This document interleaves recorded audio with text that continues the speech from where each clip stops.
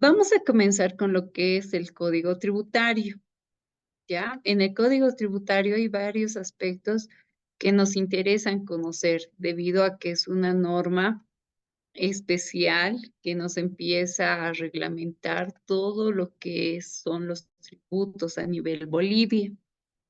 Código, ¿qué significa? ¿Qué creen que significa código? ¿Qué creen que significa código?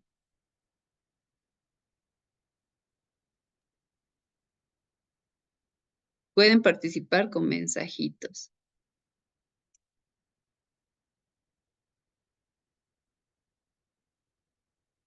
¿Qué creen que significa código?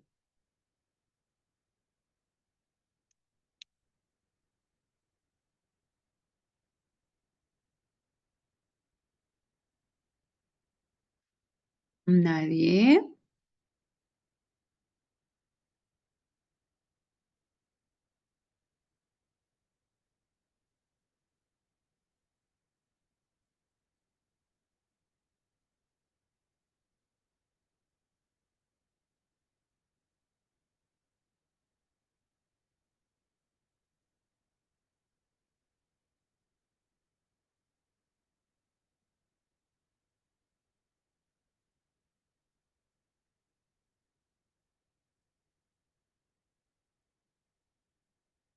El código es el conjunto de reglas, conjunto de normas que nos va a establecer algo en específico. En este caso nos va a establecer cómo funciona o cómo vamos reglamentando todos los tributos a nivel nacional. Entonces, va a ser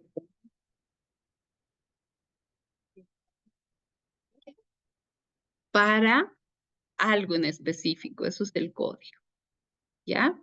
Ese va a ser, por eso vamos a entender código.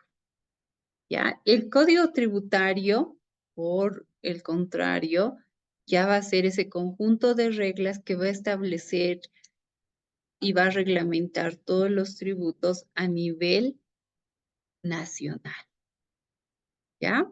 Eso es lo que nos va a establecer. Nos van a ir estableciendo a nivel nacional ese conjunto de reglas que se van a establecer, ¿ya? Entonces, ¿qué será un tributo? Por otro lado, también tenemos que entender qué significa tributo. ¿Qué creen que significa tributo?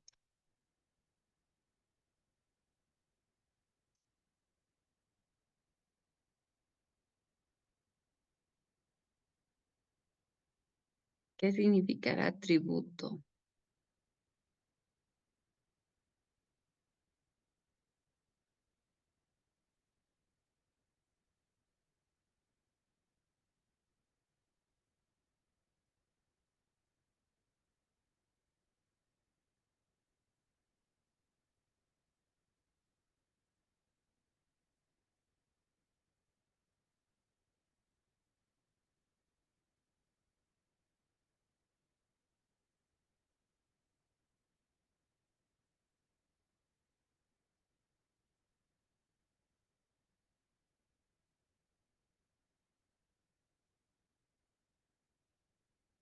Bien, un grupo bien callado me tocó, ¿no? Bueno, yo voy a desarrollar casi la mayor parte. Ah, ya me habían contestado. Mil disculpas, estaba tratando de proyectar las diapositivas. ¿Me confirman, por favor, si las ven?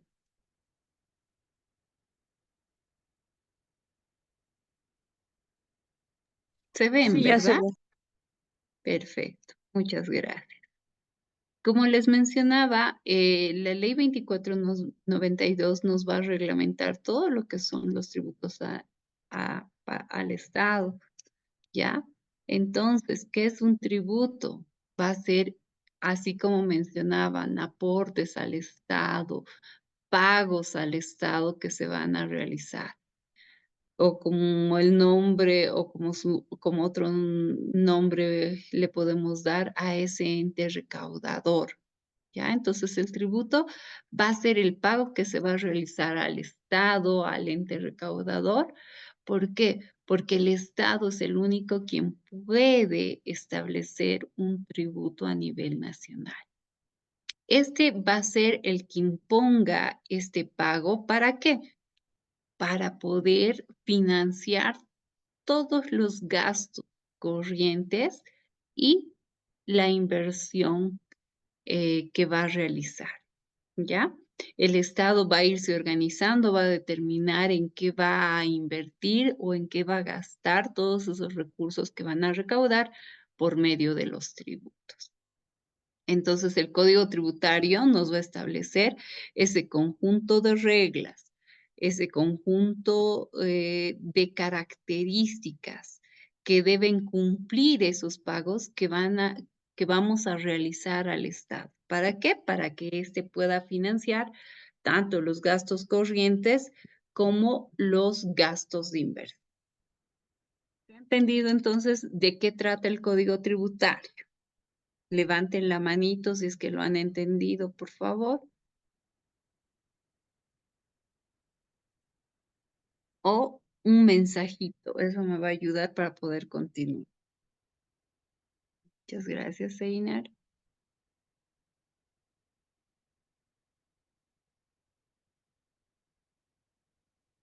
Bueno, tengo 2. De 10 participantes, tengo 2. 3. Gracias. Perfecto. Entonces, continuemos. Muchas gracias por su participación. Gracias a todos. Ahora, entonces, en el Código Tributario, ¿qué es lo que vamos a encontrar? Vamos a encontrar esas delimitaciones que se van a realizar al mismo. Primero, ¿dónde se va a aplicar este código tributario? Que es lo primero que tenemos que conocer. Nos va a definir los tipos de tributos que se pueden generar. Nos va a establecer acerca de la relación jurídica tributaria que se tiene. ¿Ya? Entonces, todo aquello nos va a dar a conocer esta parte, ¿ya? La relación jurídica tributaria. ¿Por qué? Porque ya cuando hablamos nosotros de un pago, eso identifica dos partes, ¿no? Una persona quien cobra y una persona quien paga. A esa relación que se origina del pago de los tributos se denomina una relación jurídica tributaria. Entonces, el Código Tributario nos establece aquello. La gestión y la aplicación de los tributos. Nos dice cuándo se van a aplicar esos tributos, qué características tienen que tener, cuáles son los elementos que un tributo debe contener. Luego nos va a establecer también qué pasa en el caso de que yo no pague, qué se me genera. Y por último, se me va a dar a conocer qué pasa cuando yo no estoy de acuerdo con la determinación de tributos que se realizan. Luego también nos empieza a establecer que como todo está normado, todo está arreglado, entonces si nosotros no cumplimos con algo, ¿qué pasa? Y ahí nos establece un nuevo concepto que son los ilícitos tributarios. Nos dice que si se comete una falta, entonces se empieza a establecer lo que son los ilícitos tributarios como tal. Y por último, darnos a conocer acerca del procedimiento de los diferentes recursos que se pueden interponer cuando no se esté de acuerdo con la decisión que toma la autoridad. Entonces, eso es lo que vamos a tener en consideración. Sabemos del concepto, ahora vamos a empezar ya a desarrollar lo que es el código tributario en sí. Algo que tenemos que tener claro es que el código tributario va a regir a todas las actividades que se realicen en el territorio nacional. Entonces, el ámbito de aplicación del código tributario es todo el territorio boliviano, todo el territorio del Estado plurinacional de Bolivia. Sin embargo, sabemos que nuestro territorio está organizado tiene una organización territorial y podemos subdividirla en territorio nacional, en lo que es el territorio departamental, municipal, las universidades, las organizaciones indígenas originario campesino. Entonces, nos empieza a establecer que como cabezas de cada una de estas organizaciones territoriales se va a tener a el Estado central, es decir, a los ministerios, al presidente. Vamos a tener como cabeza del órgano central. En los departamentos ya vamos a tener a los gobiernos autónomos departamentales, y en el caso de los municipales vamos a tener a los gobiernos autónomos municipales. En el caso de las universidades, las organizaciones originarias campesinas también van a estar. ¿Se ha entendido hasta ahí?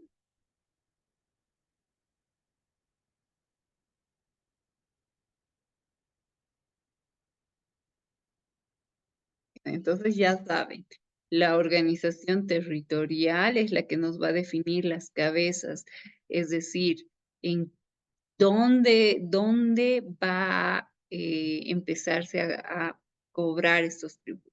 Tenemos lo que es el gobierno central, el gobierno autónomo departamental, municipal, universidad. Continuemos. Hemos mencionado que todas estas cabezas van a controlar todo lo que es el territorio nacional.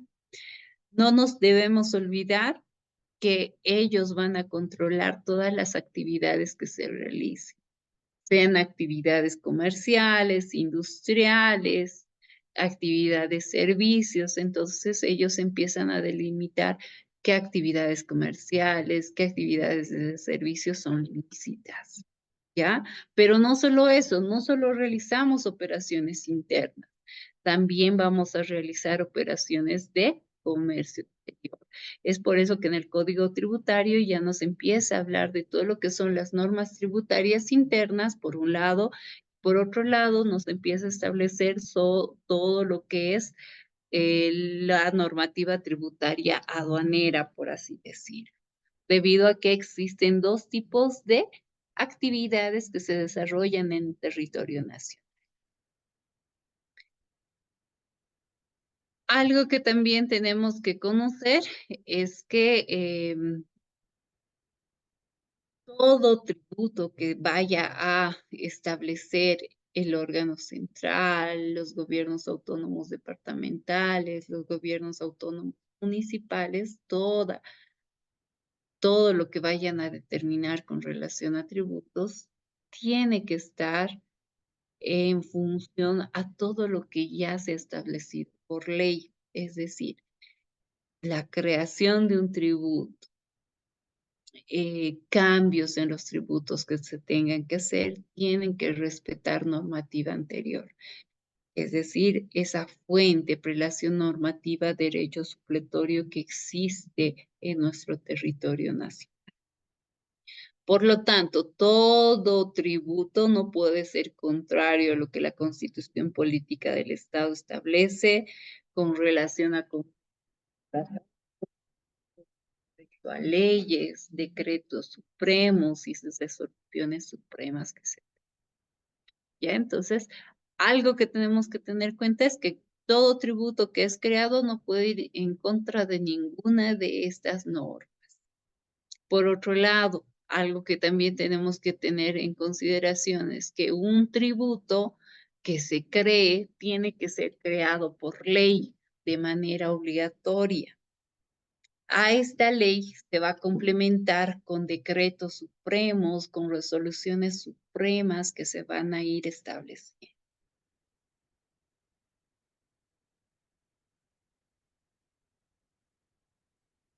Ahora, ¿qué más nos dice? Ya sabemos, ya podemos identificar que existen tributos internos y tributos aduaneros.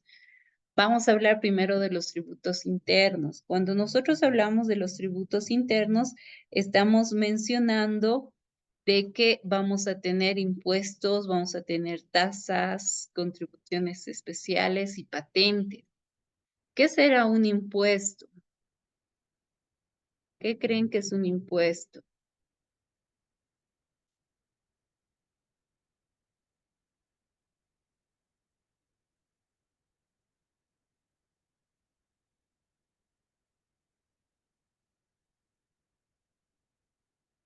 ¿Qué creen que es un impuesto?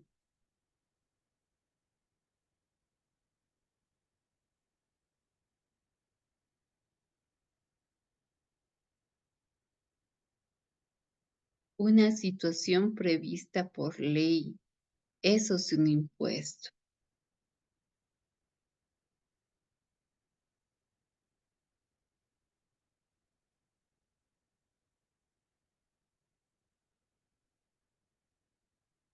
Exacto. Ya hemos dicho que sí o sí tiene que ser un tributo establecido por ley. Tiene que estar establecido por ley. Un impuesto no puede crearse por decreto, eso ténganlo bastante en cuenta, por favor. ¿Ya?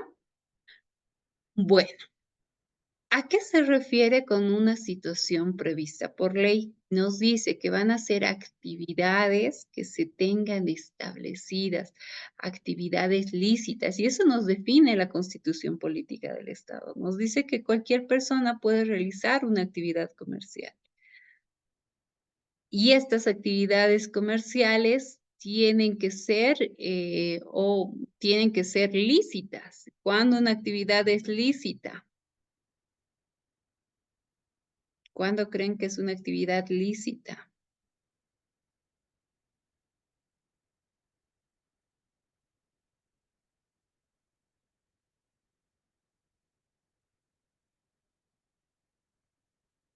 Cuando está permitida por ley. Y las actividades que no están permitidas por ley se nos da a conocer también, ¿no?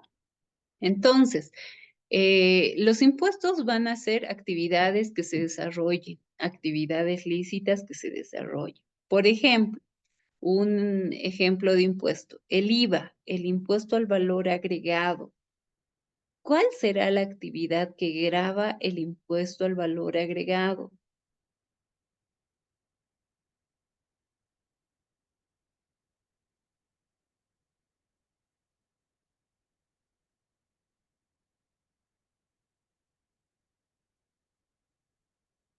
El impuesto al valor agregado va a gravar a las ventas y justo eso es lo que vamos a ver el día de mañana, ¿ya? Entonces, la actividad que grava es las ventas. Si hablamos del IT, si hablamos del IT, impuesto a las transacciones, ¿cuál será la actividad que grava?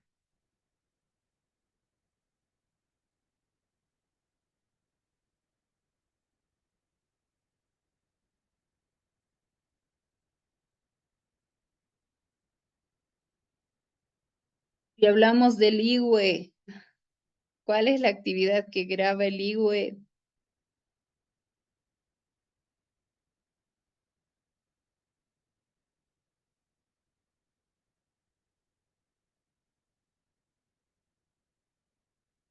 En su nombre está impuesto a las utilidades de las empresas. Entonces, ¿a qué grava?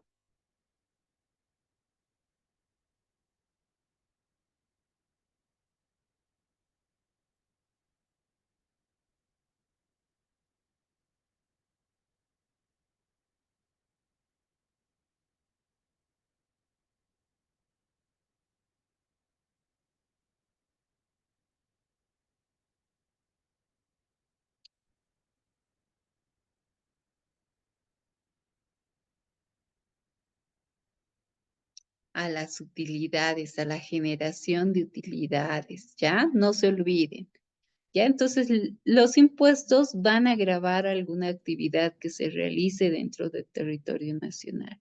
Ejemplo de actividades que se realizan, la venta, las transacciones, la generación de utilidades, hasta tener ganancias, en este caso, tener una gran fortuna también es una actividad que se grava, ¿no? Entonces, a eso es un impuesto. Las tasas, por otro lado, es otro tipo de tributo que se establece dentro del territorio nacional y son prestaciones de servicios o realización de alguna actividad, es decir, que el Estado nos proporcione algún servicio o alguna actividad establecida por ley, ¿ya? Por ejemplo, cuando ustedes reciben la factura de luz, dentro de la factura de luz viene dos tazas. ¿Alguien recuerda cuáles son esas dos tazas?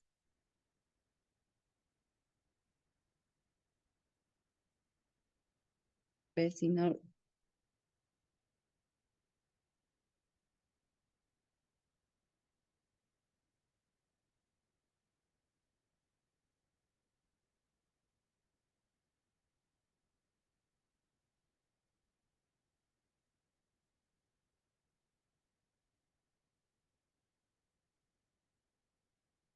Muy bien, recojo de la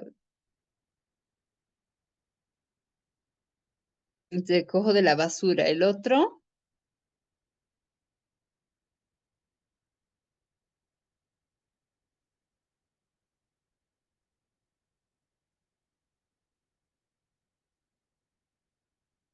el alumbrado público. Esos son dos servicios que van a dar, nos va a dar el municipio. El municipio es quien va a realizar el cobro de estas tasas, debido a que el alumbrado y el aseo público es un servicio que nos beneficia a todos los ciudadanos, ¿ya? Entonces eso tenemos que tener, que comprender bien, que cuando se cobra por un servicio, este servicio tiene que ser prestado de manera indistinta a todos los ciudadanos de un determinado municipio. Ya, en este caso estamos hablando de municipio, pero también tenemos otro ejemplo, la tasa de rodaje. ¿Dónde se pagará la tasa de rodaje?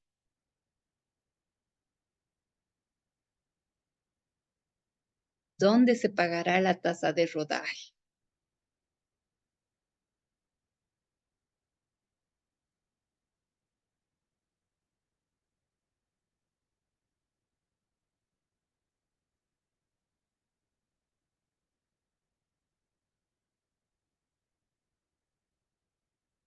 En los peajes, muy bien. El servicio que se está utilizando es el servicio de las carreteras, de la autopista. Entonces, ese servicio que nos proporciona el gobierno central, ¿ya? Entonces, no nos olvidemos ese tipo de tasas que nosotros pagamos. Ahora, Joana, respondiendo tu pregunta, el IVA grava las ventas, perfecto. El IVA, la generación de utilidades, no a las utilidades como tal, la generación de utilidades netas. El IT grava a las transacciones. Ya el día de mañana vamos a ver en la ley 843 las actividades específicas de cada uno, pero adelantando y como manera de ejemplo, el IT graba todas las transacciones que se realicen, estén relacionadas con nuestro giro comercial o no. Por ejemplo, si yo vendo sillas, entonces yo tengo que facturar por las sillas que he vendido y tengo que pagar el IVA. Pero además, por cada venta que yo realice es una transacción, entonces yo pago también el IT. También tendría que pagar el IT, digo tendría porque no todos lo pagan cuando se realizan otro tipo de transacciones. Por ejemplo, si en mi empresa hay dos computadoras y una está muy vieja y la vendo, entonces esa también es una transacción. No está vinculada a la venta de sillas que yo realizo. Sin embargo, es un equipo de computación de mi empresa que estoy vendiendo, que también se convierte en una transacción porque la empresa recibe dinero, ¿verdad? Entonces, a eso se refiere el impuesto a las transacciones. ¿Te ha entendido?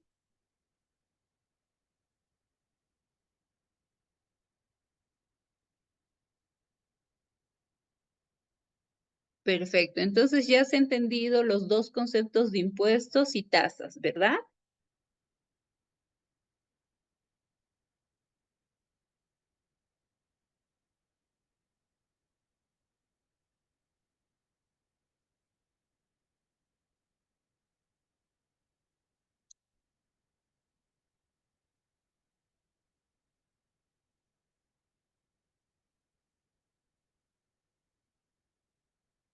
Ya saben, levanten la mano si han entendido. Si no, realicen la pregunta correspondiente, por favor. Gracias, Einar.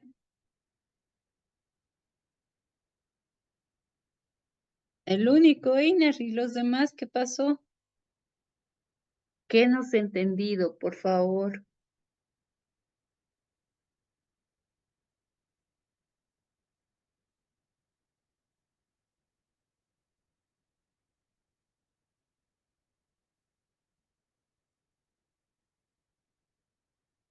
Bueno, mientras ustedes piensan, voy a seguir bombardeándolos con su conceptos.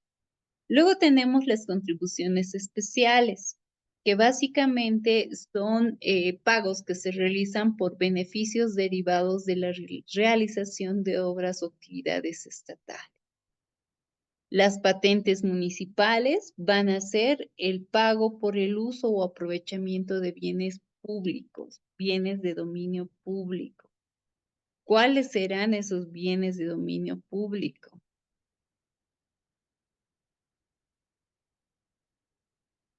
¿Cuáles creen que son esos bienes de dominio público?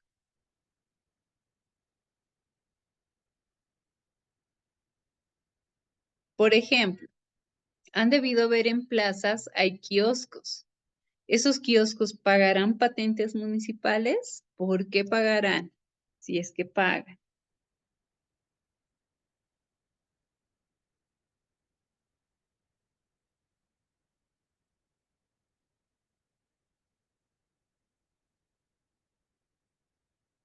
Pagan debido a que el espacio que están utilizando es un espacio público, es un espacio del Estado.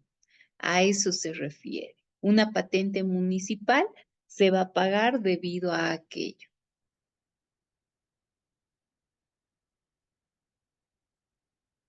¿Se ha entendido el concepto de los cuatro? De impuestos, tasas, contribuciones especiales y patentes.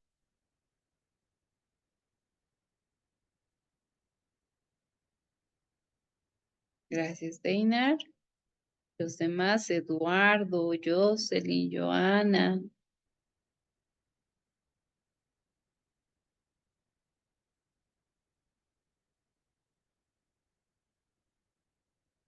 Nelson, Shirley.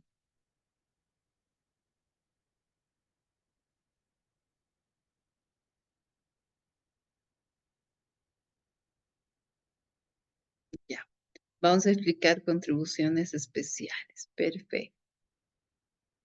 Contribución especial va a ser el pago que se va a realizar por obras que se realicen. Una contribución especial va a ser aquella prestación de tributos que beneficia a un grupo o a un sector de la población en contra, en contraprestación a la realización de una actividad estatal de interés general cuyo recaudo es utilizado para su beneficio. ¿A qué nos referimos con las contribuciones especiales? Por ejemplo,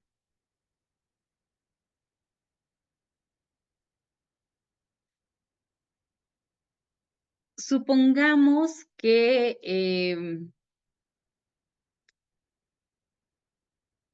tenemos que construir una carretera nueva,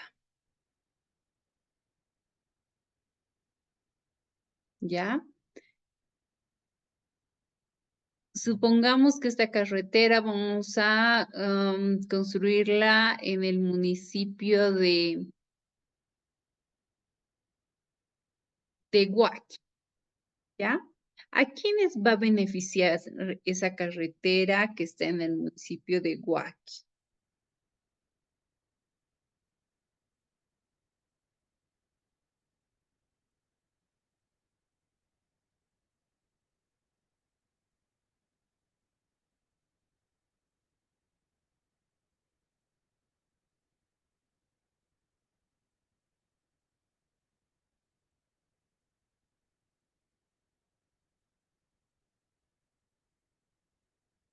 ¿A quién beneficia esta carretera? Esta carretera.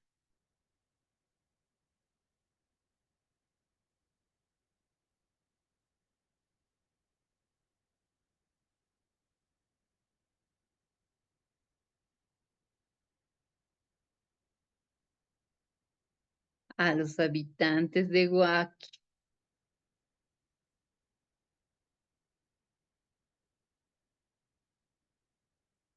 Perfecto. ¿Ya? Huaki tendrá un presupuesto, tendrá un monto destinado para sus inversiones.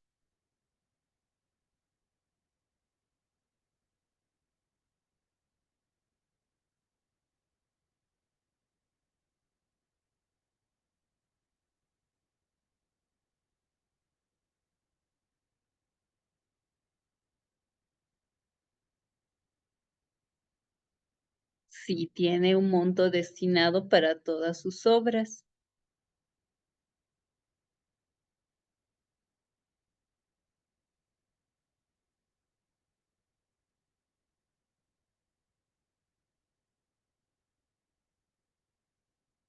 ¿Ya? Ahora, si es que le faltara dinero, perdón, si es que le faltara dinero para la construcción de la obra, ¿qué pasa? ¿Se deja de construir o se pide al gobierno central de que incremente un monto?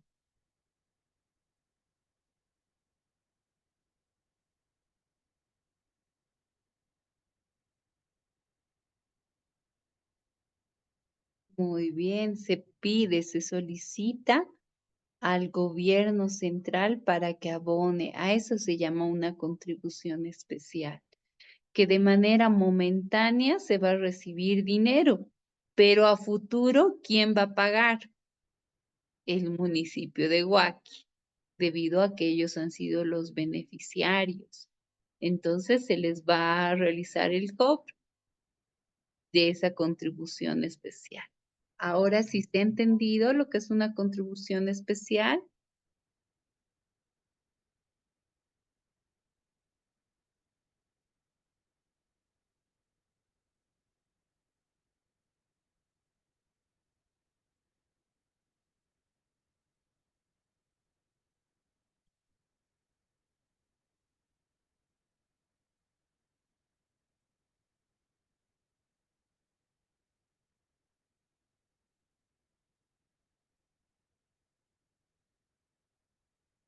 no se da mucho.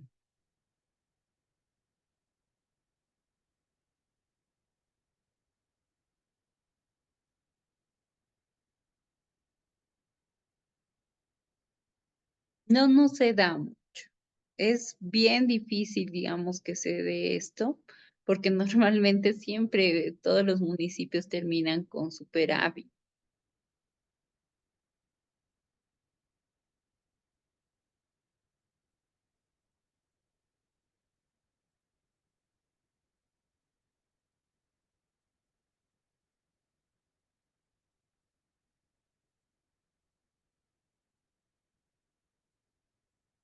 Es bien difícil que se dé, ¿ya?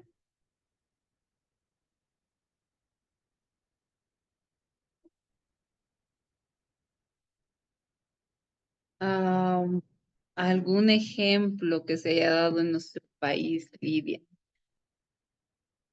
Normalmente esto pasa esto llega a pasar en, cómo se diría? En obras pequeñas. Las OTBs, en el caso de Cochabamba, normalmente se llegan a hacer faltar dinero y normalmente las OTBs son las que piden este tipo de contribuciones especiales. Aquí en La Paz no he visto mucho de eso. Sin embargo, en Cochabamba sí he visto algo de eso. Ya, por ejemplo, para el empedrado, adoquinado.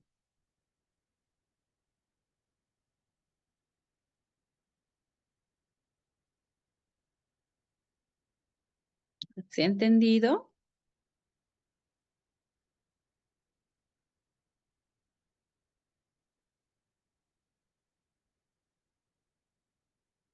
Perfecto. Deme un momentito, por favor. Voy a hacer una llamada. Menos de 5 minutos, por favor.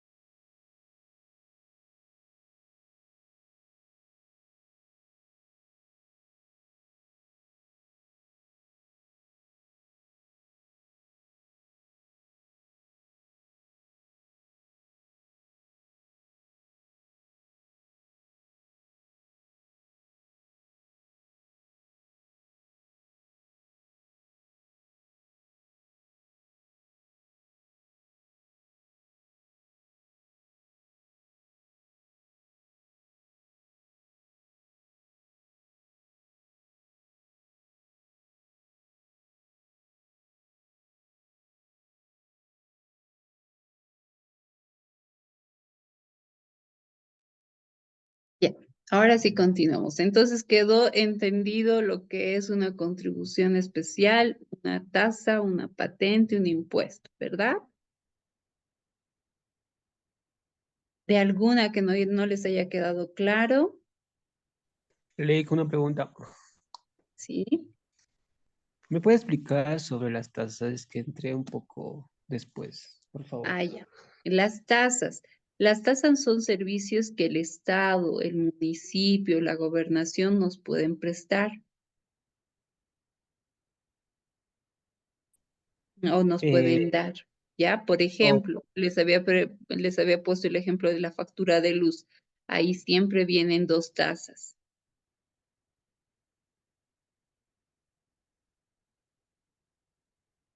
¿Ya?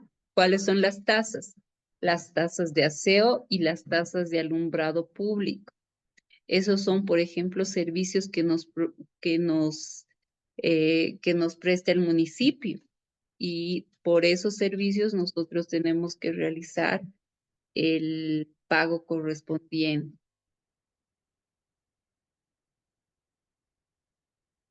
¿Se ha entendido? sí, licenciada, gracias. Ahora ha quedado más claro.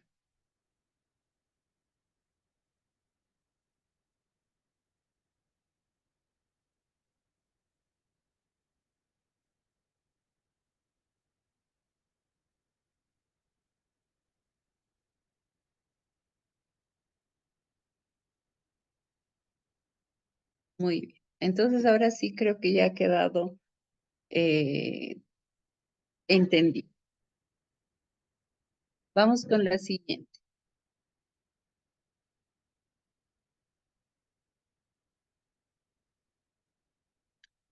Ahora, ya como conocemos los tributos, ya podemos empezar a desarrollar, ¿ya?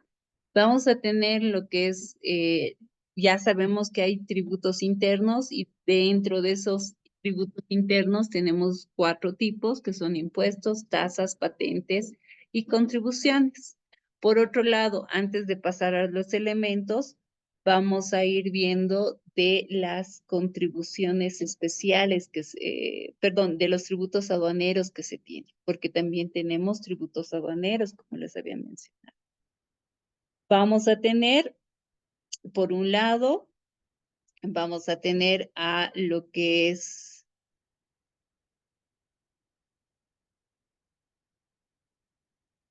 al gravamen arancelario y los impuestos. ¿ya? Esos van a ser los tributos aduaneros que están establecidos en el Código Tributario.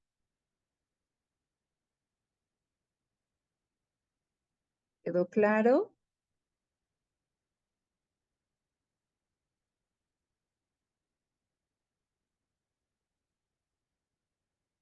Vuelvo a repetir, tributos aduaneros, gravamen arancelario que se cobra por intercambiar bienes entre diferentes países y por otro lado se cobran impuestos como ser el IVA, el ICE y el IHD. ¿Cuál es la diferencia entre los tributos aduaneros y los internos? Que los internos se van a pagar de manera mensual, bimestral, trimestral, anual, dependiendo de cómo los determine la ley, de cómo determine cada uno de estos pagos. En cambio, los aduaneros, solo cuando se realice, en este caso, la importación, se van a pagar esos tributos aduaneros, que son el gravamen, el IVA, el ICE y el IHD. ¿Ya? Entonces, solamente cuando se importe se va a pagar esos tributos. Los otros se pagan de manera mensual. Cada vez que todo, como realizamos la actividad de manera consecutiva, entonces de esa manera nosotros vamos a realizar el mismo. ¿Ya?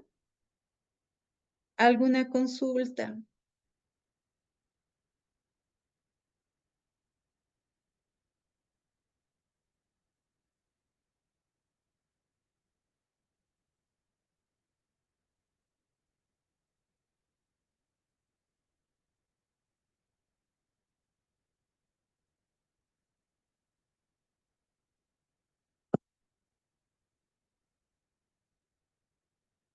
No hay consultas. Ahora sí, vámonos a los elementos. Cuando nosotros hablamos de lo que es un tributo, este va a tener diferentes estructuras, es decir, vamos a tener diferentes partes por las que está constituida un tributo. La primera que todos ustedes conocen es conocida como el hecho generador. ¿Qué es el hecho generador? Es justo de esa actividad de la que hemos hablado hace un momento, ¿ya? Es esa actividad que va a estar determinada por ley, ese servicio que nos provee el Estado, ese es el hecho generador de un tributo, ¿ya? Este hecho generador se tiene que perfeccionar, es decir, que tiene que concluirse. Por ejemplo, si nuestro hecho generador es la venta, ¿cómo se perfeccionará una venta?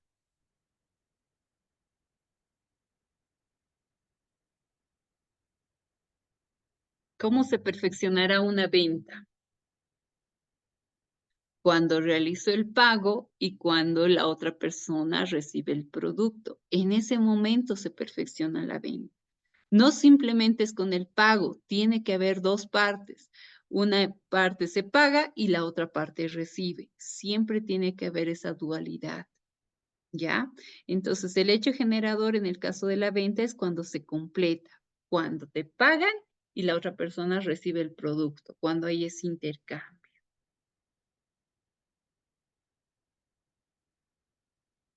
Y en el caso del servicio, en el momento que se constituya la conformidad, sabemos que los servicios son actividades que se tienen que desarrollar y si la persona está de acuerdo, entonces esa actividad es la que tiene que establecer. ¿Entendido? En el caso del servicio, cuando se haya concluido con la actividad. Por ejemplo, en el caso de un servicio contable, ¿cuándo se perfeccionará? ¿O cuándo será ese momento en el que se constituye la conformidad en el servicio?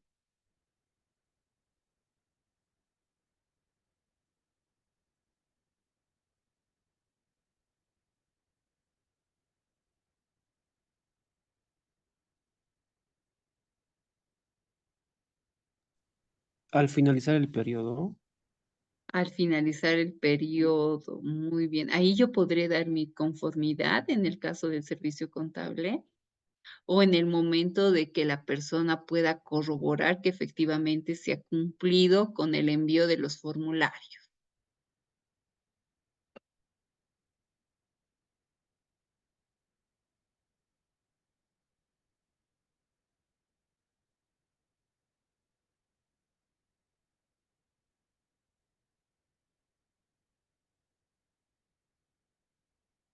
en el momento que se han enviado. Por ejemplo, si es un servicio contable, normalmente ellos, el servicio que más ofrecen es el envío de formulario, el envío de las declaraciones. Entonces, en ese caso, se va a constituir la conformidad en el momento de que la otra persona o la otra parte corrobore que los formularios han sido enviados, ¿ya? En ese momento se constituye la conformidad correspondiente. ¿Se ha entendido?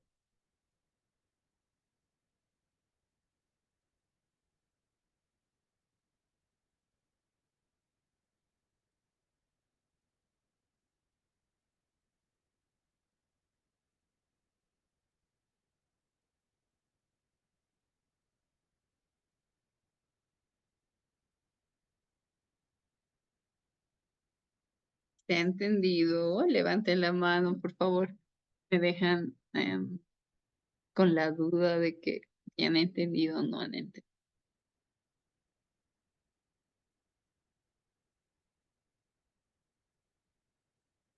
Muchas gracias. Perfecto. Entonces vamos a la condición contractual.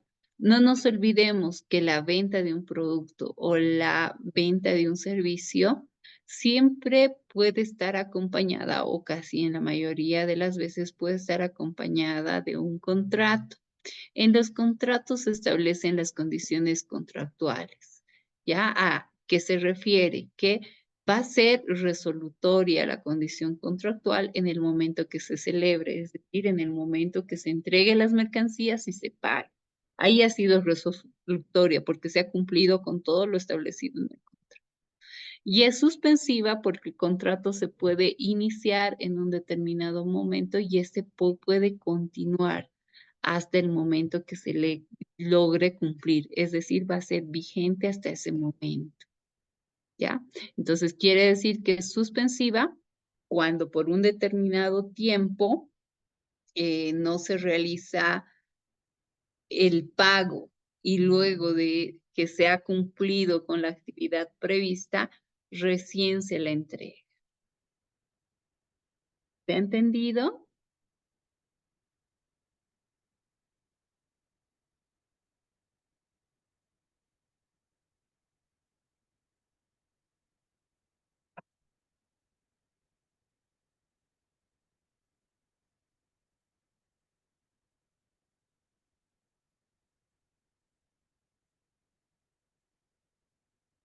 ¿Se entendió o no se entendió? Bueno, esperemos que sí. Bueno, el hecho generador es el primer elemento. Vamos a ir enumerando los elementos que tiene un tributo. Tiene que tener siempre establecido un hecho generador, es decir, la actividad. Y tiene que establecerse cuándo se cumple esa actividad, cuándo se ha perfeccionado esa actividad. ¿Ya? Luego se tiene identificado al sujeto activo y al sujeto pasivo. El sujeto activo ya lo tenemos identificado, sabemos quiénes son los que cobran, va a ser el Estado, en el caso de la administración central, departamental o municipal. Ahora, algo que tenemos que tener claro en el caso de esta relación jurídica, cuando hablamos del sujeto activo, de quien cobra, tenemos que tener en cuenta que en la administración central nosotros vamos a tener dos instituciones que se encargan del cobro. ¿Cuáles son esas dos instituciones que se encargan del cobro?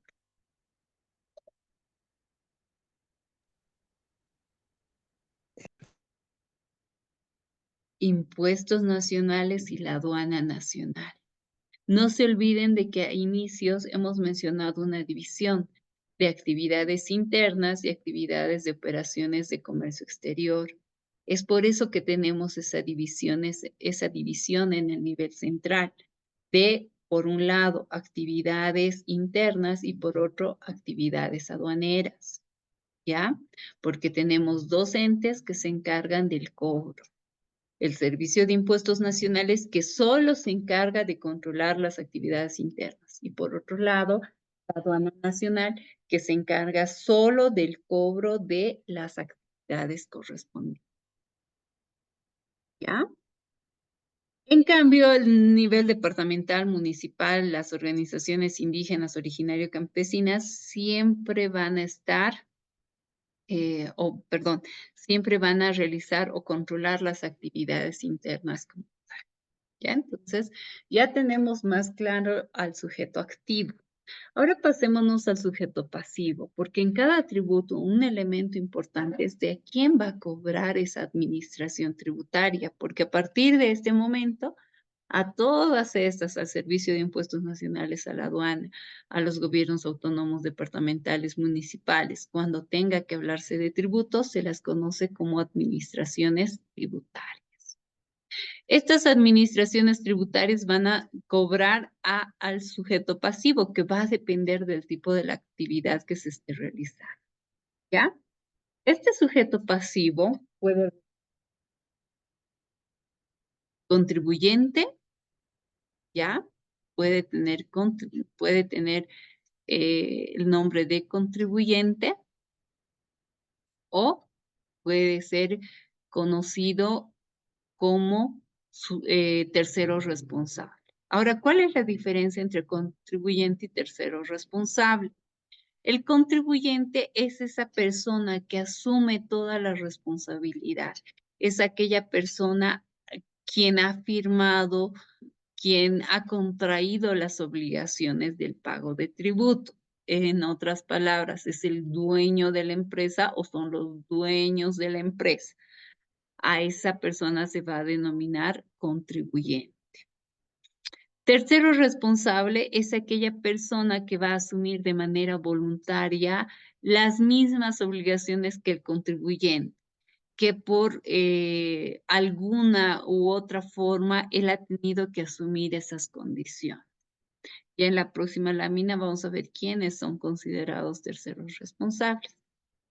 ¿Ya? Y sustitutos van a ser aquellas personas que asuman de manera voluntaria esa, ese, esa responsabilidad, esa obligación que tiene el contribuyente.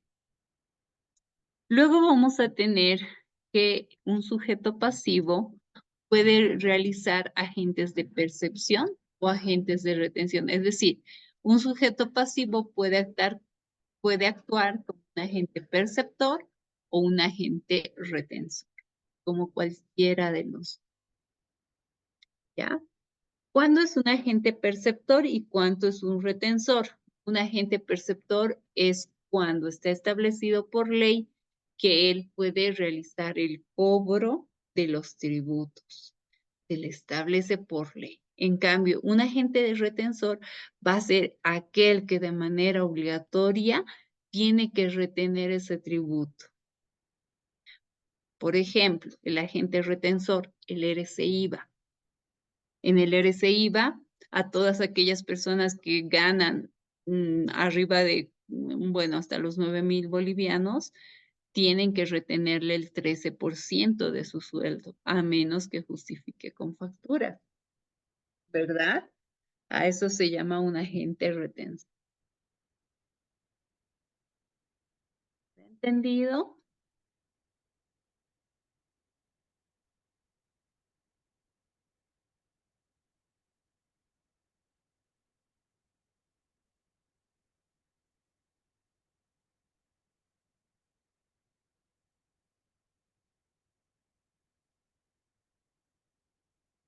¿Se ha entendido la diferencia entre agente perceptor y agente retensor?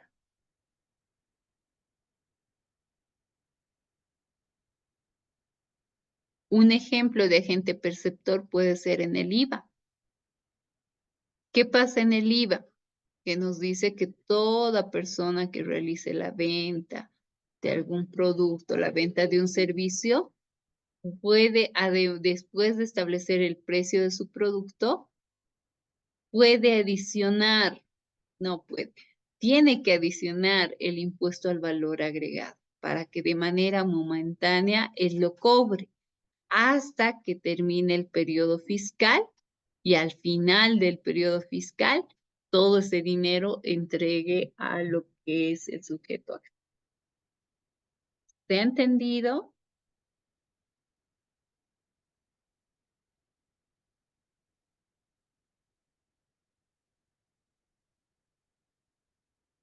Muy bien, muchas gracias, José. Los demás,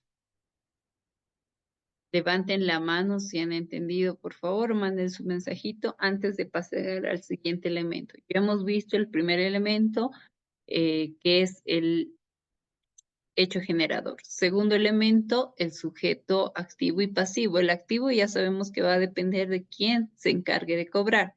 En cambio, el sujeto pasivo sabemos que va a cambiar de nombre de acuerdo a la administración tributaria. ¿Ya? Pero en síntesis, el nombre común que va a percibir es contribuyente. Este contribuyente puede ser considerado o puede denominarse también tercero responsable o puede asumir también las obligaciones del contribuyente un sustituto.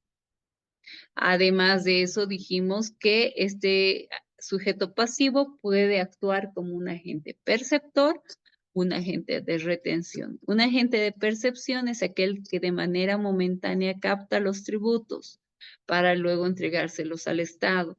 En cambio, el agente retensor obliga a que realicen el pago de los tributos si no realiza los descuentos de manera forzosa. ¿Se ha entendido?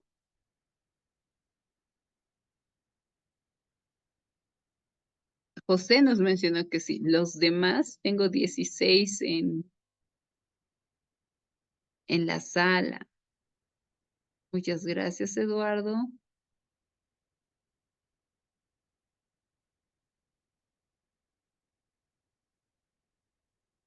Los demás no opinan, no dicen. Ahora veamos tercero responsable. ¿Quién puede ser un tercer responsable? Hemos mencionado que el sujeto pasivo es el contribuyente. El tercer responsable va a ser aquella persona que administre el patrimonio ajeno o sus gestiones de obligaciones, ¿ya? Va a ser esa persona que de manera voluntaria asuma las funciones del sujeto pasivo. Entonces, ¿quién puede ser? El administrador. En el caso de las empresas jurídicas, claramente es el representante legal. Responsables subsidiarios, aquellos que de manera voluntaria asuman el cargo correspondiente. Responsables solidarios por sucesión a título particular. Supónganse una donación, la persona que va a obtener ese bien por una donación ya es un responsable solidario, es decir, un responsable solidario por sucesión a título particular. Por otro lado, estamos hablando de los sucesores de personas naturales a título universal. Ya van a ser aquellas personas que reciban la herencia. Entonces, ellos se convierten en sujeto pasivo y son terceros responsables por haber recibido la herencia. En el caso de que dos empresas se fusionen, se transformen, también se convierten en terceros responsables. Ya a eso se denomina transmisión de obligaciones de personas públicas. ¿Alguna pregunta de quién más puede ser tercero responsable?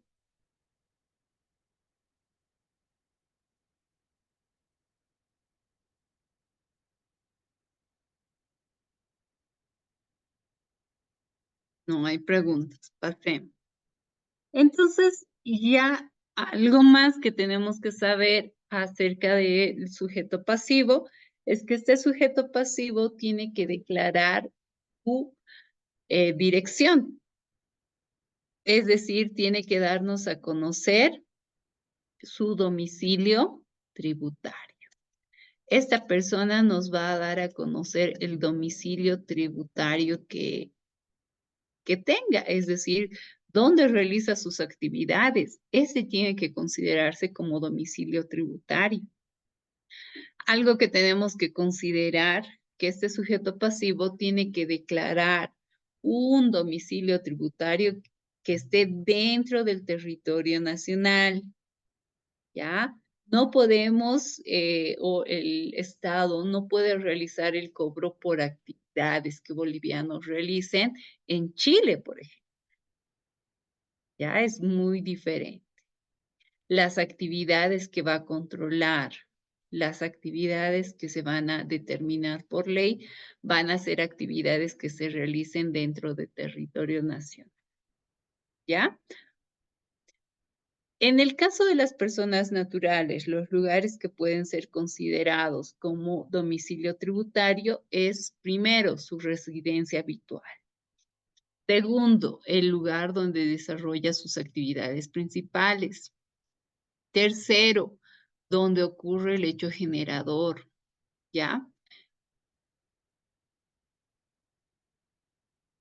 En el caso de las personas jurídicas, nos establece que en el caso de las personas jurídicas se va a considerar como domicilio tributario la dirección o la administración efectiva donde se realice, el lugar donde se halla la actividad principal o la dirección que esté señalada en la escritura.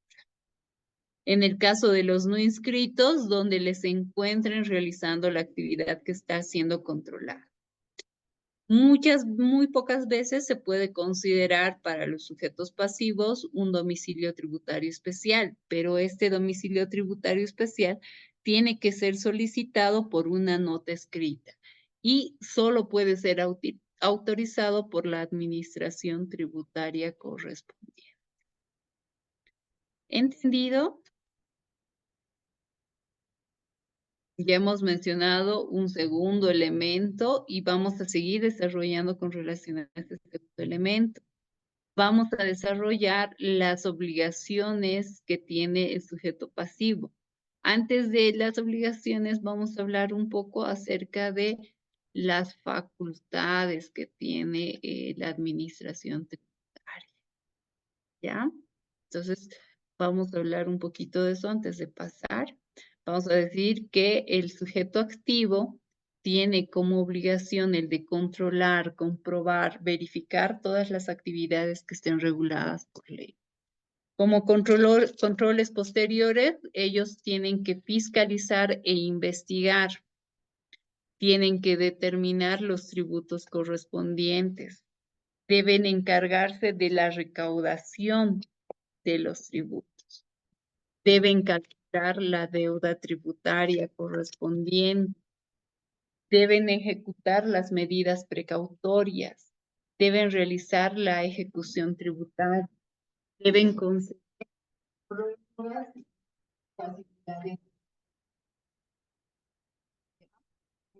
Que si una persona no puede realizar el pago de todos sus tributos, entonces esta debe conceder una prórroga, debe conceder facilidades de pago correspondientes. Debe tener una revisión extraordinaria de actos administrativos. Debe establecer las sanciones que se van a realizar por las contravenciones. No nos olvidemos que la norma ya establece los ilícitos tributarios y estos los clasifica. ¿Qué son los ilícitos?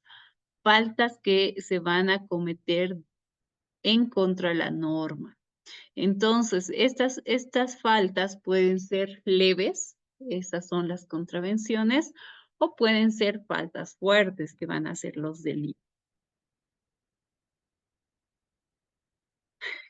Ahora, cuando nosotros la administración tributaria es la que va a determinar en el caso de las sanciones leves, en el caso de las contravenciones, cuál es el monto que tienen que pagar. Ellos también son los que designan sustitutos y responsables subsidiarios. Ellos se encargan también de aplicar montos mínimos a ser respaldados por la adquisición y la venta de bienes y servicios. Por otro lado, ya cuando hablamos del sujeto pasivo, estos tienen que ser informados y asistidos, por un lado. Luego también la administración tributaria tiene que dar a conocer todos los procedimientos y reglamentos al sujeto pasivo. Ese es otro derecho que tiene, de conocer toda la norma que está establecida para los tributos. Se encargan de solicitar certificación y copia de sus declaraciones juradas. tienen el derecho de la confidencialidad de sus datos, a ser tratado con respeto y consideración, al debido proceso y a conocer el estado de los procesos tributarios, a formular y aportar en forma, plazos, las pruebas y alegatos, a ser informado al inicio y la conclusión de la fiscalización tributaria, a la acción de repetición, que es más conocida como la acción de reclamo, y a ser oído o juzgado. Entre las obligaciones que va a tener el sujeto pasivo y están determinadas por el código está, primero, determinar, declarar, pagar en forma, medios, plazos y lugares establecidos. El de inscribirse en registros habilitados. El fijar domicilio y comunicar su cambio.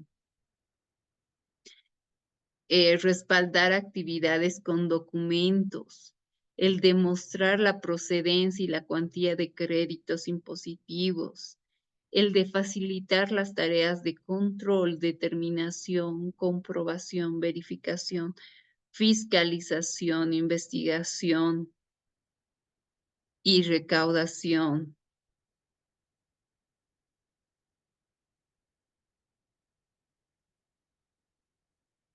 Más obligaciones. Conservar de manera ordenada documentación que acredita actividades. Permitir la utilización de los programas y las aplicaciones que estén establecidos por la administración tributaria. Facilitar el acceso a la información financiera. Constituir garantías globales. Cumplir con la normativa vigente. Entonces, todas esas son las obligaciones que va a tener el sujeto pasivo, ¿ya? No nos olvidemos que estas obligaciones van a ser importantes, ¿ya? Debido a que estas obligaciones son tareas que sí o sí debe cumplir el sujeto pasivo correspondiente. ¿Alguna duda sobre el sujeto pasivo?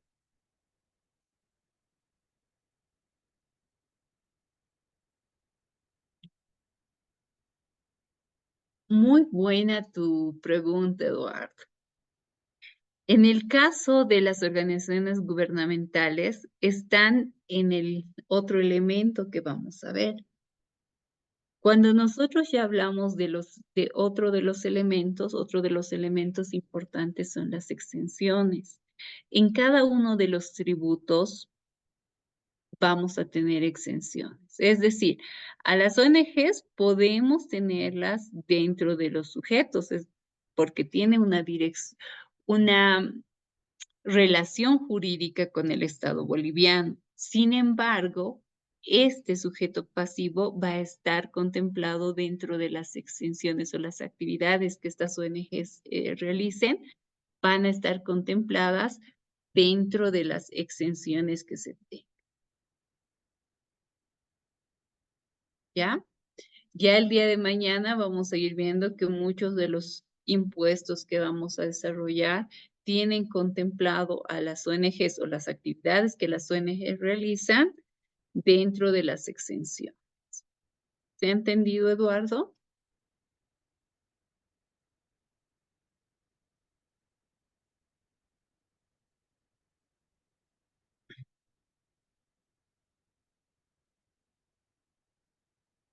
Ojo, algo que tenemos que tener en cuenta es que todas las personas que tenemos esa relación con el Estado somos considerados sujetos pasivos.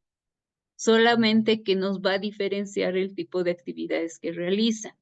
Por ejemplo, si hablamos de una empresa unipersonal y una ONG, ¿quién lo realiza con fines de lucro?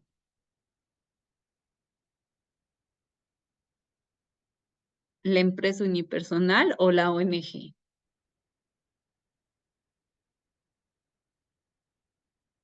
La unipersonal. En cambio, la ONG realiza actividades sin fines de lucro y esas actividades que tiene van a estar contempladas dentro de las exenciones, que es el otro elemento importante que tenemos que revisar siempre en todos los tributos. Ahora creo que quedó más clara la definición, ¿verdad?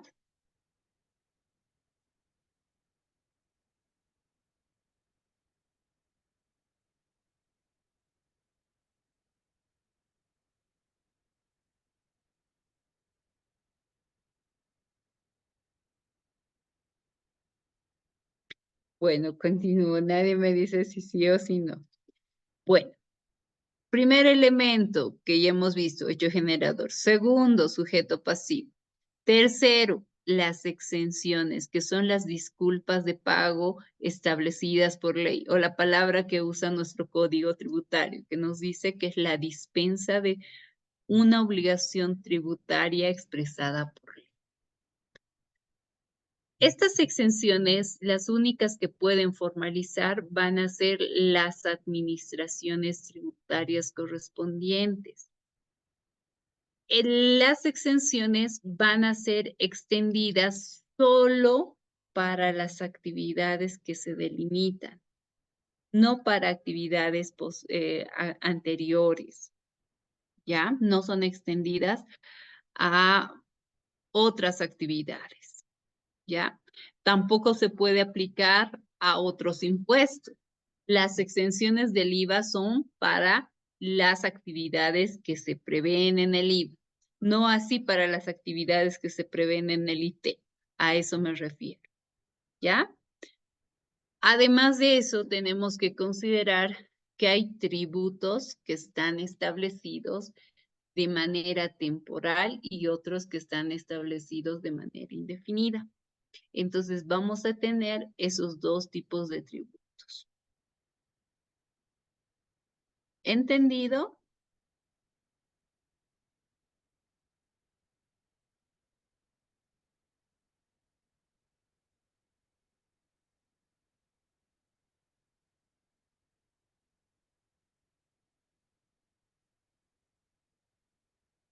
Vamos al siguiente elemento. Plazos y términos. Todo tributo tiene que tener un periodo fiscal, es decir, un periodo en el que se va a controlar esa actividad. Una vez que concluye ese periodo, se va a determinar un determinado plazo para realizar el pago del tributo correspondiente. Ahora, estos periodos fiscales siempre van a ser considerados de fecha a fecha, es decir, pueden ser mensuales, pueden ser anuales, bimestrales, trimestrales, pero van a ser de esa manera establecidos. Cuando concluya el periodo fiscal correspondiente, la administración tributaria va a otorgar días para que se pueda realizar el pago correspondiente. En el caso de que sean 10 días los que se establezca, estamos hablando de 10 días hábiles, ¿ya? De lunes a viernes, horarios de oficina, estamos hablando de ese plazo que se tiene. Si es de 1 a 10 días. Si es de 10 días a más, entonces ya estamos hablando acerca de más días, es decir, ya estamos hablando de días corridos, de días calendario que se consideran en el plazo correspondiente. Por ejemplo, cuando hablamos de cuándo se realiza el pago del IVA, ¿hablamos de días calendario o hablamos de días hábiles? ¿Y por qué?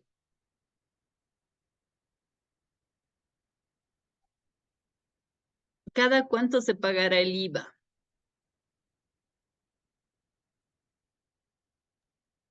Mensual.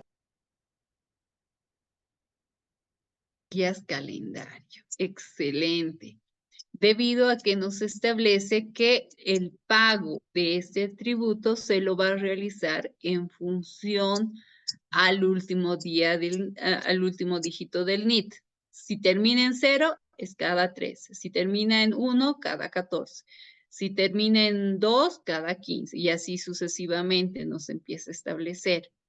¿Ya? Es por eso que ya al establecer la cantidad de días, 13, 14, 15, ya estamos hablando de más de 10 días. Por tal razón se usan días calendario.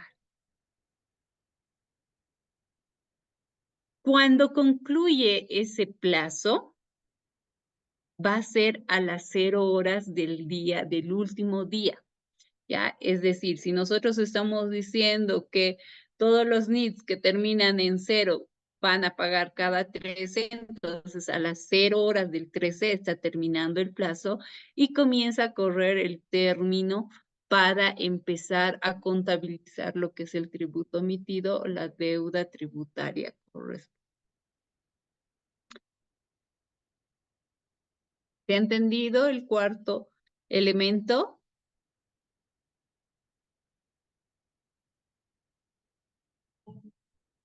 ¿Se ha entendido?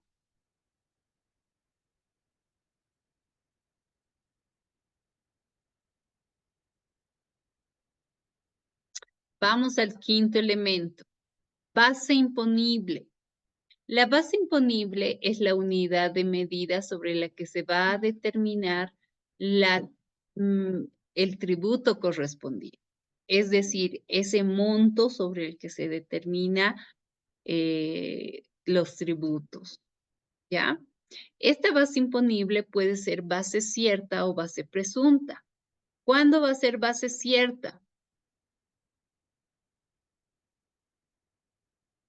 Cuando se tenga un documento que sea fehaciente o que dé fe de la correspondiente, de la correspondiente venta, ¿ya?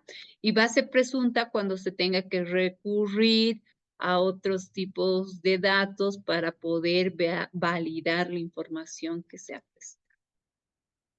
Luego tenemos lo que es la alícuota. La alícuota va a ser el valor fijo o valor porcentual que se va a cobrar de un tributo. Cuando hablamos de alícuota, cuando hablamos del valor fijo, estamos diciendo que va a ser un monto determinado en bolivianos que se va a realizar. Esa alícuota, ese valor fijo, es aquel que está establecido en bolivianos. Por ejemplo, en el caso del IC, ¿alguno de ustedes sabe qué es el IC?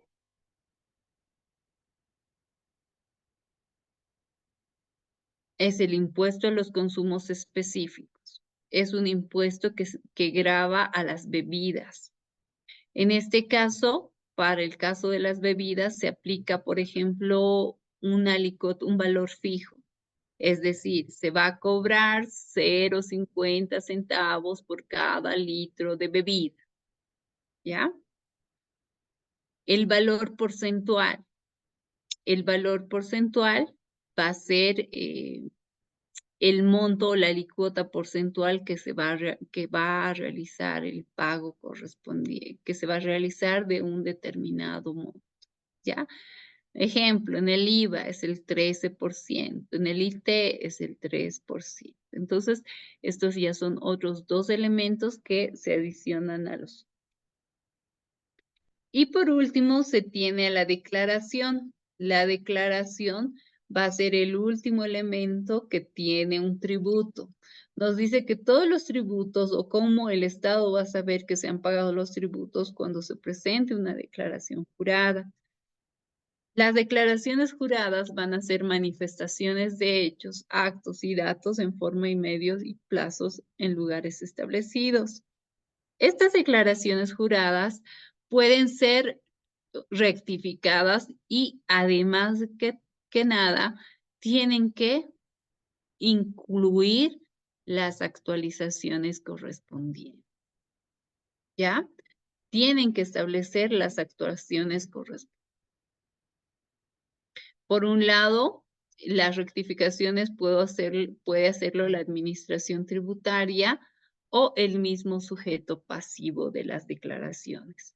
La administración tributaria, en el caso de que quiera modificarse algún pago que se ha hecho al Estado, solo ellos pueden revisar. En el caso del sujeto pasivo, va a poder rectificar siempre y cuando no se encuentre comprometido el monto que tenga que pagar. ¿Hasta ahí alguna consulta? Porque esos ya son todos los elementos y el día de mañana, en base a esos elementos que acabamos de ver, vamos a desarrollar lo que es la ley 843. porque la ley 843 ya es la aplicación de la norma como tal. Es decir, crea un impuesto en base a todos los elementos que en el Código Tributario nos establece. ¿Alguna consulta?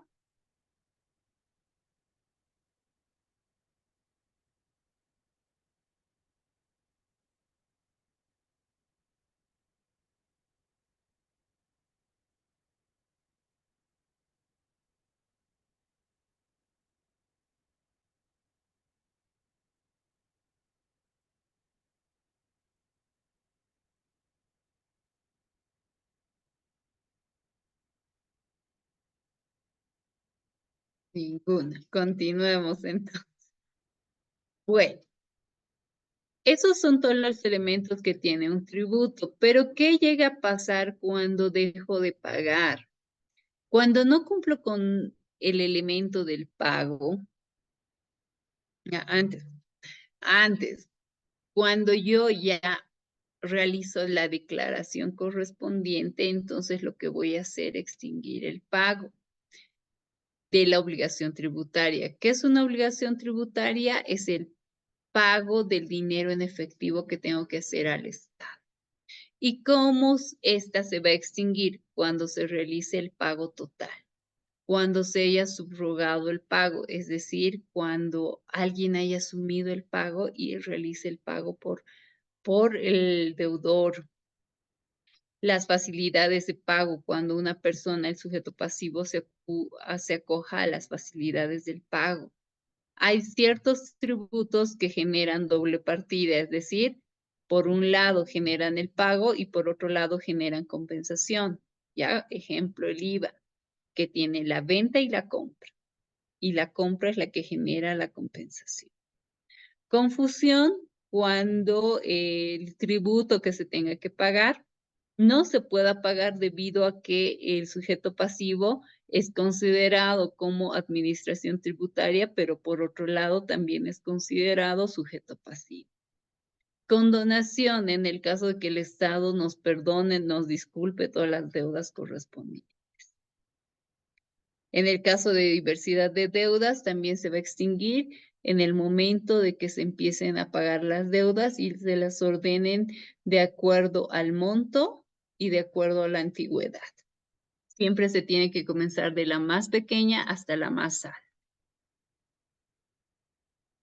¿Alguna consulta hasta ahí?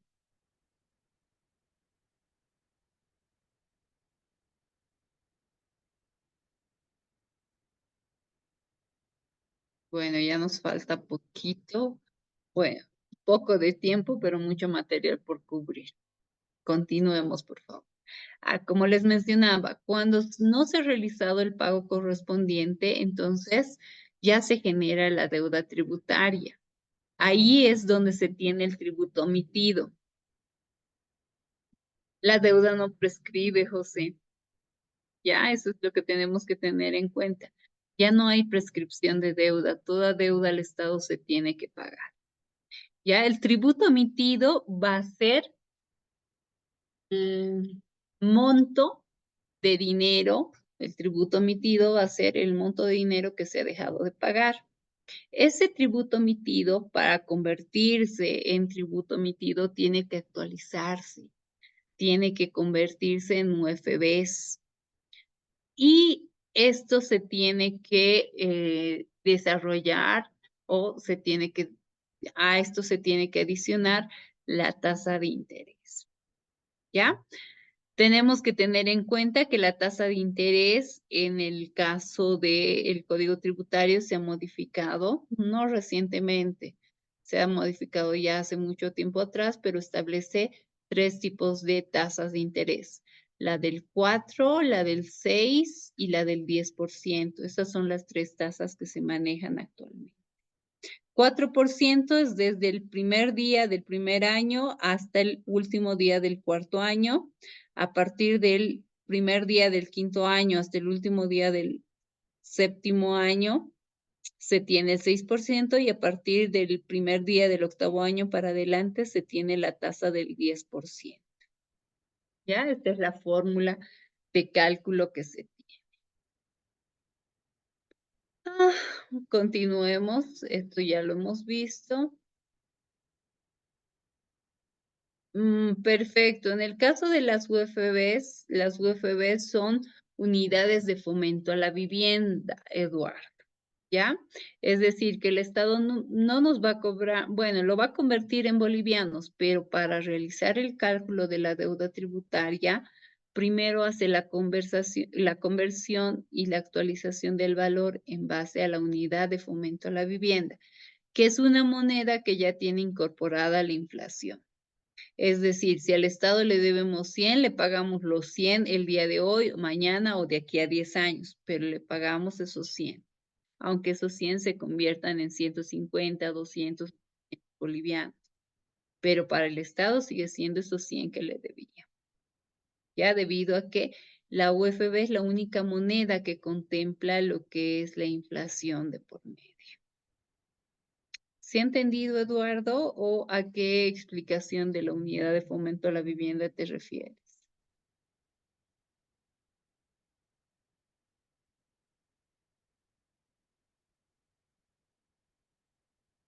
Bueno, mientras él escribe con 9. Luego tenemos, una vez que se tiene la deuda tributaria, nos dice que esta deuda tributaria nos tienen que dar a conocer en un auto inicial de sumario contravencional, ¿ya? Nos tienen que dar a conocer en ese documento, ¿ya? Y en algunos casos en un acta de decomiso también, o con una orden correspondiente, ¿ya? Este tipo de documentos se da a conocer en base a lo que es medios de notificación.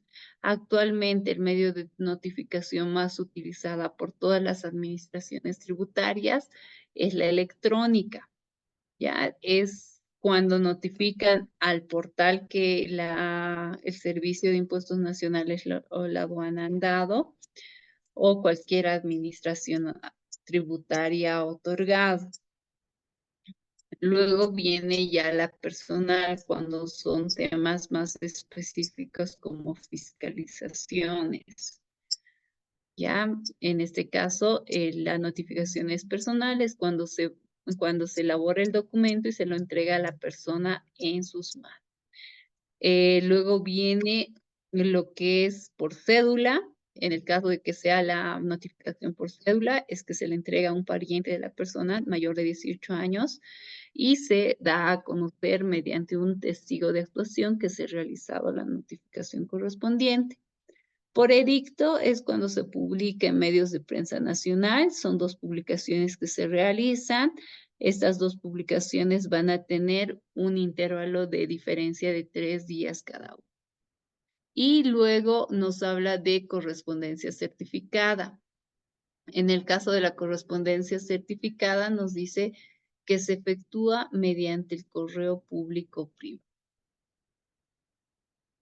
Se siguen utilizando la tácita, que es cuando el mismo sujeto pasivo conoce y da a conocer a la administración tributaria de la deuda, la masiva cuando se publica en medios de prensa nacional y tienen que hacerse 2 publicaciones con intervalos de 5 días, y la notificación en secretaría que se realiza todos los miércoles. Normalmente en secretaría son por casos concretos específicos. Cuando ya se termina todo el proceso como tal en una administración tributaria, después de los autos iniciales viene lo que es la resolución determinativa. En el caso de la resolución determinativa, el Código Tributario nos establece los requisitos específicos que debe contener, porque si no contiene estos requisitos específicos, entonces la resolución determinativa puede ser inválida. Está lo que es la fecha, la razón social del sujeto pasivo, las determinaciones de la deuda tributaria, los fundamentos de hecho y derecho, la calificación de la conducta, la sanción en el caso de contravenciones, la firma, el nombre y el cargo de la autoridad competente. Ya, esas son características específicas que se tienen que determinar. Ah, Algo más, antes de que se emita la resolución determinativa, para poder tomar la determinación, el sujeto activo puede exigir en cualquier momento cualquier documento tributario que esté relacionado con toda la actividad de la empresa. Puede secuestrar, puede inspeccionar o incautar toda la información, documentación o de la obligación tributaria. Puede realizar actuaciones de inspección material si es necesario. Puede realizar controles habituales y no habituales, prácticas, avalúo y verificaciones físicas. Puede requerir a operadores de comercio exterior documentación de la misma. Solicitar informes a otras instituciones. Puede intervenir ingresos de espectáculos públicos. Puede embargar dinero. Puede recabar orden de allanamiento y requisa.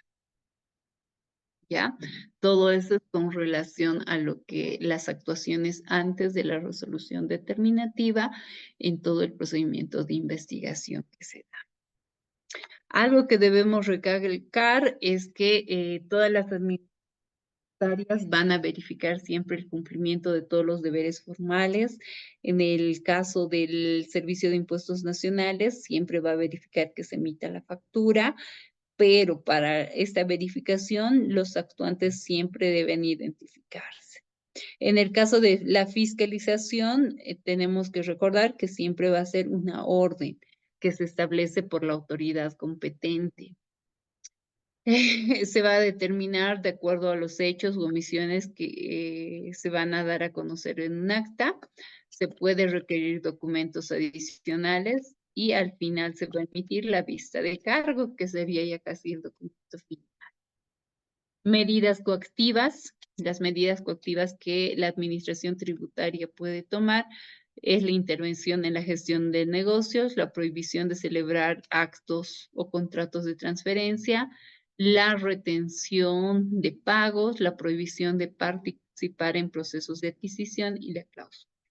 En el ámbito aduanero, la medida coactiva más utilizada es la denuncia, en la que se ofrece el 20% al denunciante individual, 40% a una comunidad, 10% para un municipio, y en el caso de que sean alimentos, se entrega el 70% a la empresa que es pública, que está encargada de la comercialización de este tipo de.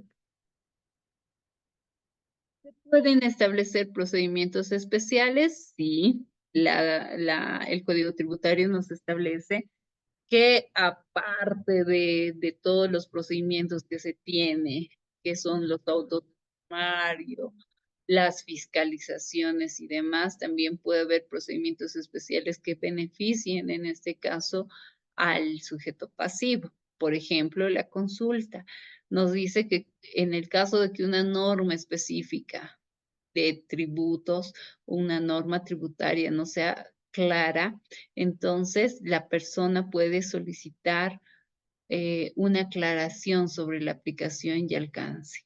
Ya esta solicitud se realiza por escrito. La respuesta tiene que podérseles facilitar en 30 días prorrogables a 30 días computables. En el caso de que no se tenga en cuenta aquello, se da una improcedencia de los recursos y se va a dar anulidad a la consulta en el caso de que los datos o la información sean falsos, de que existe infracción a la ley, de que las autoridades no gocen de jurisdicción ni competencia. Otro procedimiento especial va a ser lo que nosotros conocemos como la acción de repetición, que simplemente es el acto de reclamar la restitución de un pago en exceso que se haya realizado.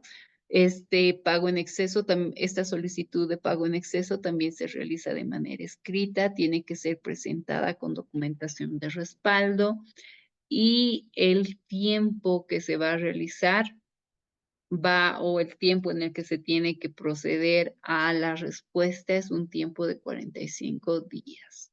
Y estos prescriben a los 3 años. Si no se reclama, entonces en esto sí existe prescripción. Si no se reclama los tributos que se han pagado en exceso, estos van a prescribir a los 3 años. Como hace rato hemos mencionado, vamos a tener lo que es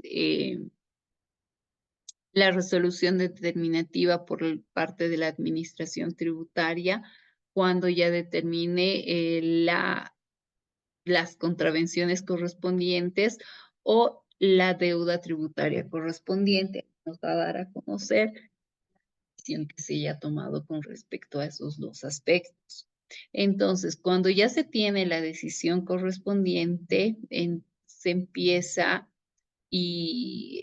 perdón, cuando ya se tiene la decisión correspondiente, entonces el sujeto pasivo es libre de aceptarla o impugnarla. En el caso de que impugne, en este caso va a poder recurrir a dos entes, bueno, a uno, que está dividido en dos, que es la autoridad de impugnación tributaria. Va a poder acceder al nivel regional y luego al nivel nacional. ¿Cómo recurre al nivel regional? Con un recurso de alzada. En el caso de que no esté de acuerdo con la determinación de la administración tributaria, debe presentar de manera obligatoria un recurso de alzada. Este recurso de alzada que presenta va a ser una solicitud de revisión extraordinaria de su caso, ¿ya? Este recurso de alzada eh, siempre se lo va a solicitar cuando ya se tenga la resolución sancionatoria, como hemos mencionado, la resolución que deniegue una exención, compensación o repetición, una resolución que exija restitución, un acto que declare responsabilidad de terceras personas o, en algunos casos, que se dé la resolución determinada. Como les he mencionado, esta solicitud es una solicitud de revisión extraordinaria cuando haya existido un error en la identidad de la persona, cuando se obtengan pruebas de reciente obtención, cuando los documentos sobre los que se ha tomado la determinación han sido falsos o cuando hayan sido como consecuencia de prevaricato. En este caso, vamos a pasar esto para al final lo vamos a ver. En este caso, el recurso de alzada y también el jerárquico, que lo vamos a ver más adelante, tiene que tener, al igual que en la resolución determinativa, contenido. El contenido mínimo que este debe tener es, por ejemplo, señalar el recurso que se esté interponiendo, la identificación del sujeto pasivo, el nombre, la razón social, el domicilio, la indicación de la autoridad que ha dictado el acto, los montos impugnados por el tributo, los fundamentos de hecho derecho. El recurso jerárquico también debe señalar el domicilio para que se practique la notificación, el lugar, la fecha y la firma del recurrente correspondiente. ¿Ya?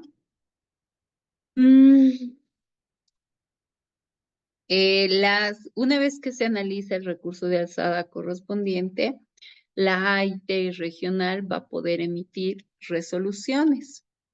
Es decir, va a poder emitir la resolución revocatoria, la confirmatoria o la anulatoria. La prueba que se puede presentar para el recurso de alzada es prueba testifical o documental.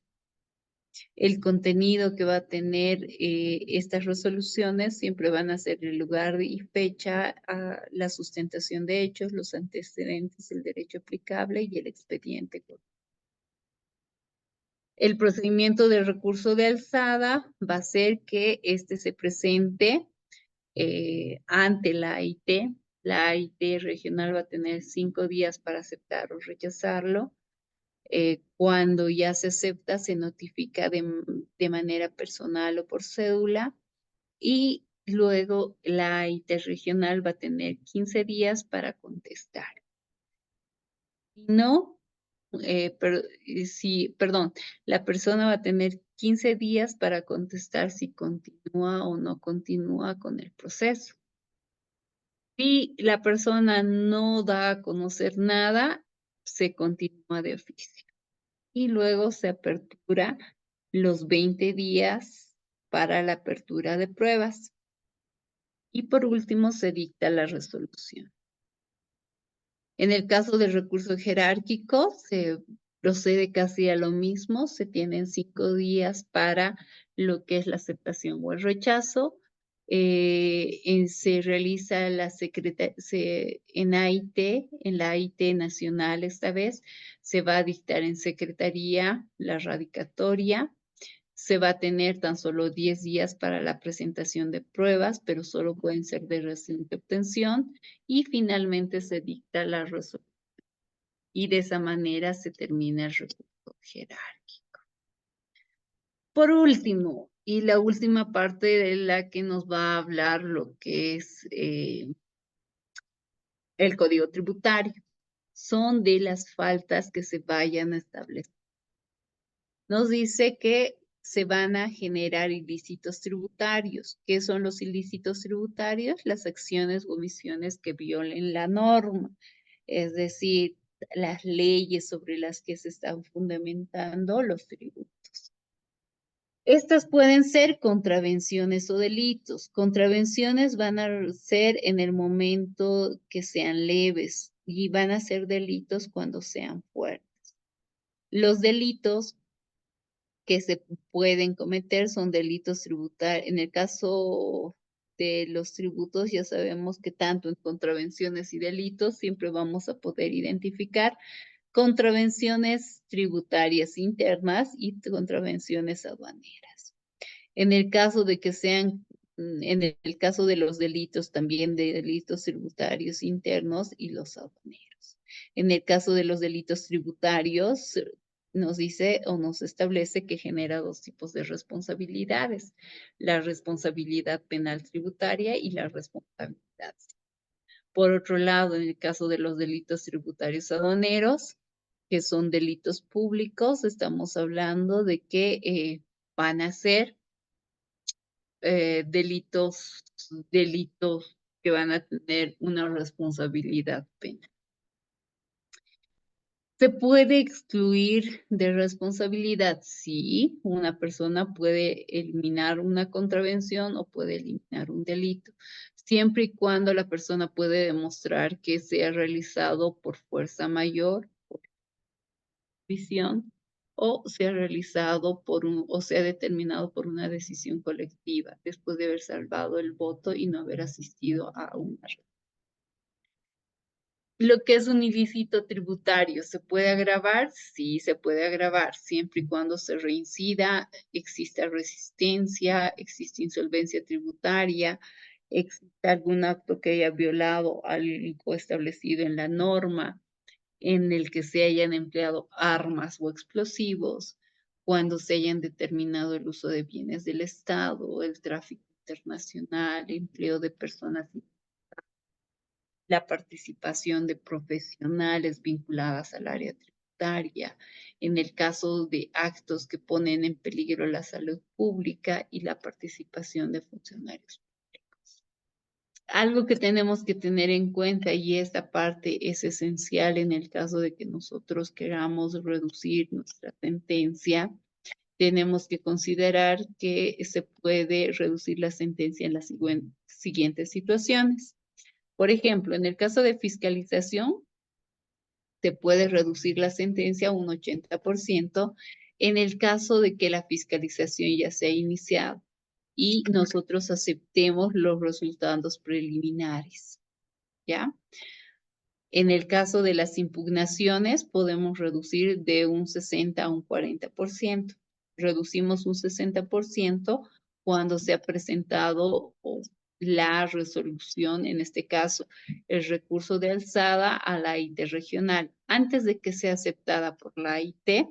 Entonces, si nosotros realizamos el pago, tan solo pagamos el 60%. Y por último, antes de que la AIT nacional acepte nuestro recurso jerárquico, también podemos pagar y nuestra sentencia se reduce a un 40%.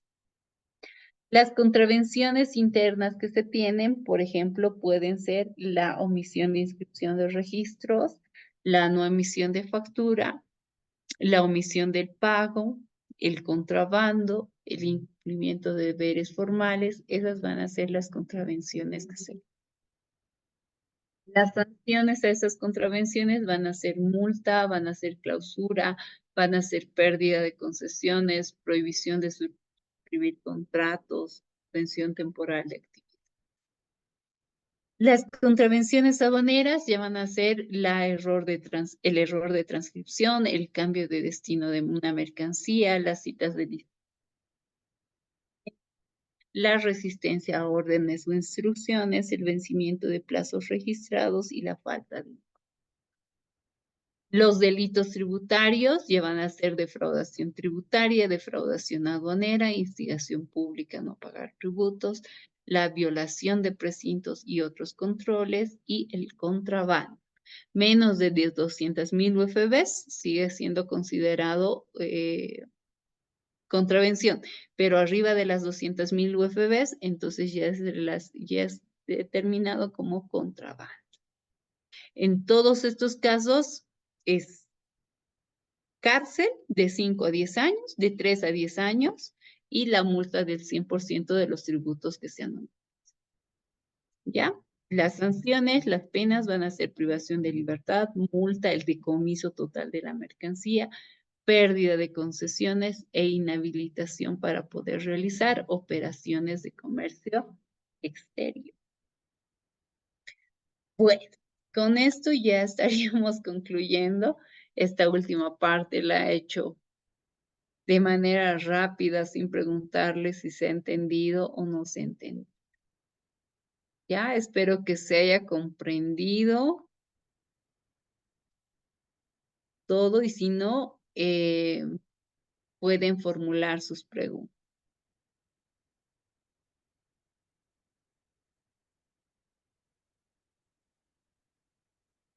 ¿Tienen alguna consulta?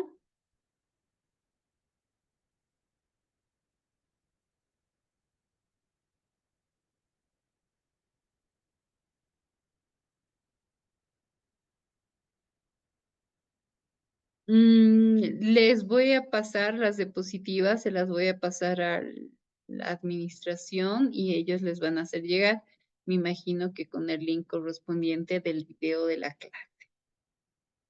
¿Alguna consulta? Más aparte de la diapositiva. Bueno, si no hay consultas, estaríamos concluyendo el día de hoy hasta esta parte y nos veríamos el día de mañana. Que tengan muy buena noche. Hasta luego.